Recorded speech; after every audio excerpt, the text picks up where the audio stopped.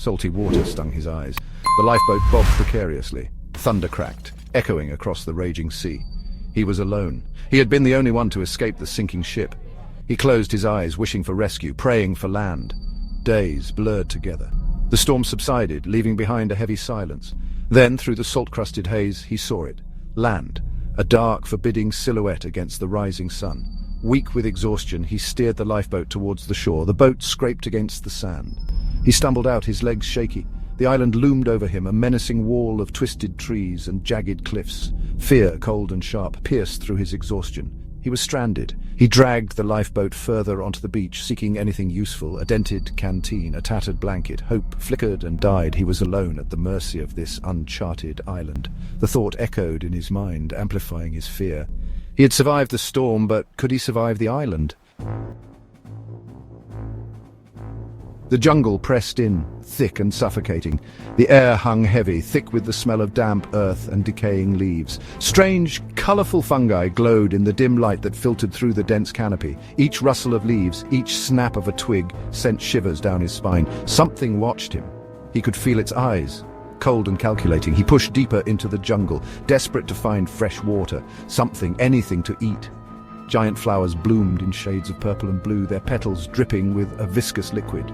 A low growl rumbled through the undergrowth. He froze, his heart pounding against his ribs. The growl grew louder, closer. He had to get away. Now he ran blindly, thorns tearing at his skin. The growl followed, relentless, hungry. He scrambled over fallen logs, his breath coming in ragged gasps. A clearing, salvation. He stumbled out, collapsing on the soft ground. He was safe, for now.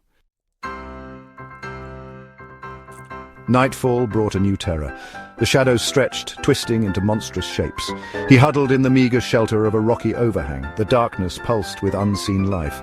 The silence was shattered by a high-pitched screech. He cowered back, his eyes wide with terror. Two glowing eyes pierced the darkness, followed by the gleam of sharp teeth. A low growl sent shivers down his spine. The creature moved closer, its hot, fetid breath washing over him. He could smell its hunger, taste his own fear.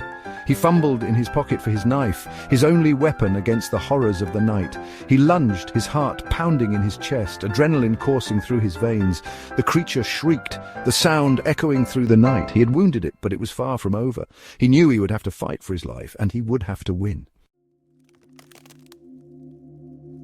Days turned into weeks. He learned to survive. He built traps for small animals using vines and sticks. He ate strange, exotic fruits, wary of their effects. The island, once a prison, was now his hunting ground. He had faced his fears, conquered his demons. He had survived. One morning he stumbled upon a cave hidden behind a waterfall. Inside, ancient carvings adorned the walls, depicting strange creatures and even stranger symbols.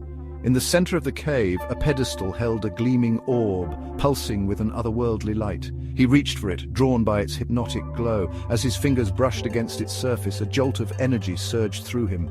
He gasped, images flooding his mind. He saw the island not as it was, but as it had been. He saw the creatures, not as monsters, but as guardians. He saw himself, not as a prisoner, but as a...